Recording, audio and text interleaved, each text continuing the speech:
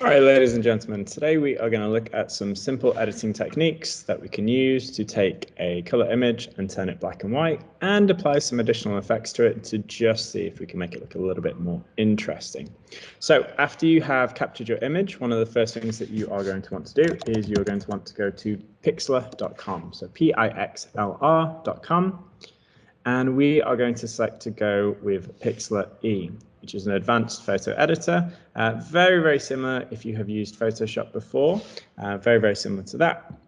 So we can use that to help us get started. And the first thing I'm going to do is I'm going to open up all of the images that I have taken, which are linked to the idea of nature or just environments around the school that I work in. It doesn't matter too much what file size you open this into unless you are going to be printing on a very, very large setting.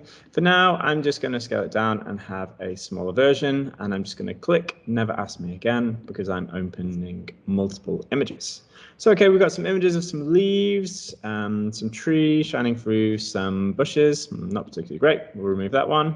Another one very, very similar. Remove that. So another one very, very similar. Don't want that one either.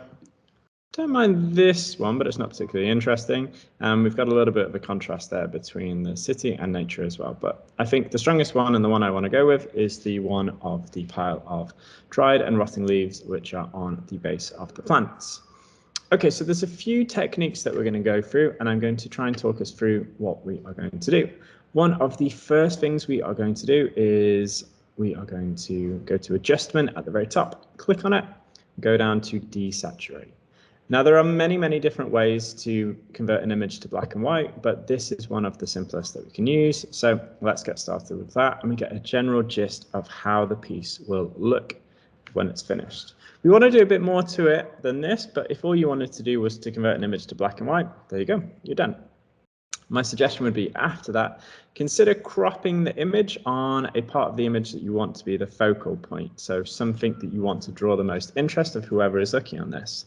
Now there's a range of different things here. There's a lot of different details competing for our attention. I quite like the groupings of leaves down the bottom here, and I quite like them in the top corner. So what I'm going to do is I'm just going to play around with crop for a minute, and I'm going to see what I can end up with. Now that looks like quite a nice selection of different leaves in there. It's not immediately apparent looking at them what they are if you didn't know what it was, which creates a little bit of interest within the image itself.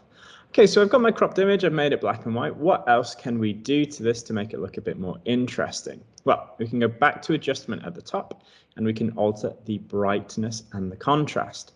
What this will do is it will pull up two different scales that we can adjust. So as you can see, by dragging them either side, adjusts the values of the brightness or the contrast, and we can see a preview of how that looks here. If you have an older laptop, it may take a second for you to drag and drop before the update is applied to the image. So just have a little bit of patience with it.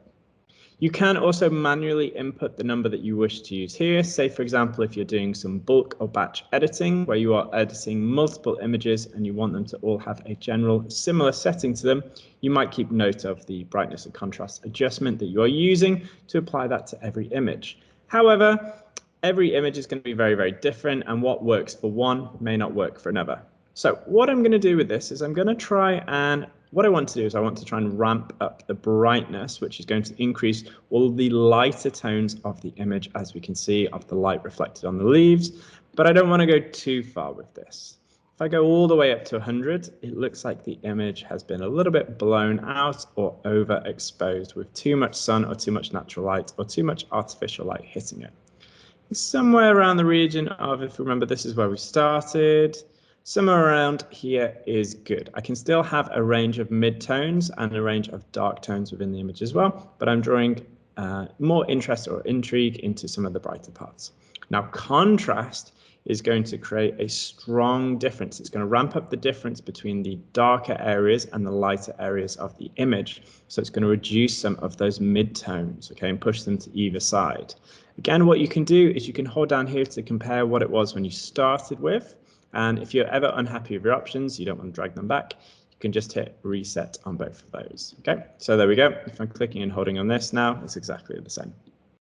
I quite liked where I ended up with the brightness, so I'm going to dial the brightness up to about 40 or 50, and the contrast I'm going to pull up really, really high. Personally, I'm a huge fan of high contrast images. I just think they're very, very appealing to look at. So that's going to be what I do with my image here. I'm going to hit apply, and there we go. Again, this is a perfectly fine position for you to say, okay, I quite like this, I'm done, I don't really want to do any more on it.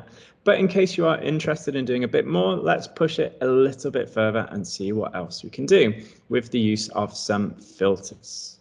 Now, one filter I would suggest everyone using, regardless of your image, I would recommend going to Filter, Details, and I would suggest going to Sharpen.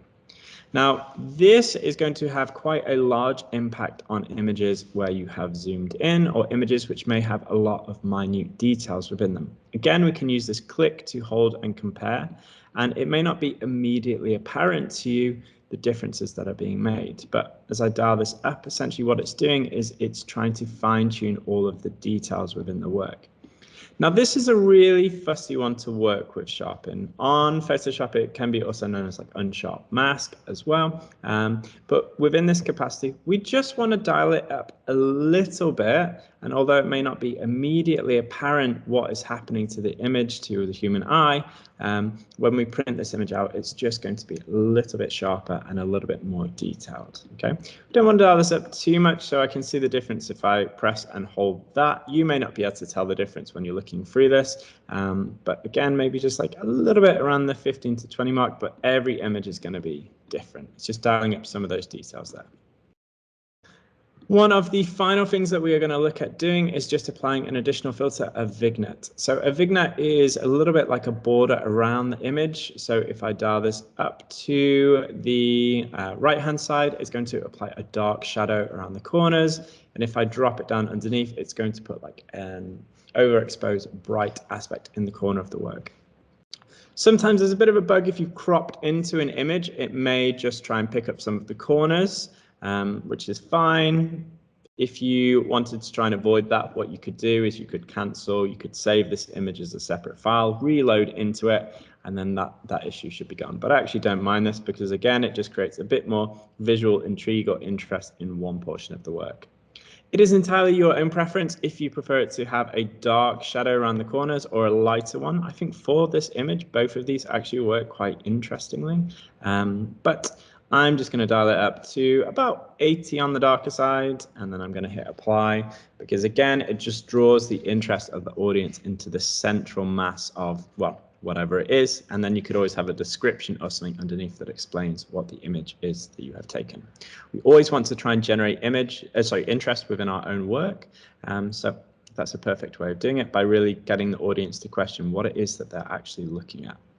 There's a few more things that you can go through and adjust and play with. One of the things you could potentially do is go and tweak the highlights or the shadows. This is quite similar to the contrast and brightness adjustments. So really what you're doing here is you're really just picking out the brightest parts and the darkest parts of the image. I don't think these are necessarily too required for what we want to do. And what you might even like to kind of have a little bit of a play around with is some more of these filters that we have in here. However, I'm really happy with the way that looks, and I think I'm going to call it quits with where I'm up to now. And I think from the starting point of what we had originally, which you can see here, I think this final outcome looks pretty cool. So that for me is going to be a success, and that's going to be the end of this. Hopefully you found this helpful, and hopefully you're able to put some of these effects and adjustments into effect in your own image. I wish you the best of luck, and I'll see you next time.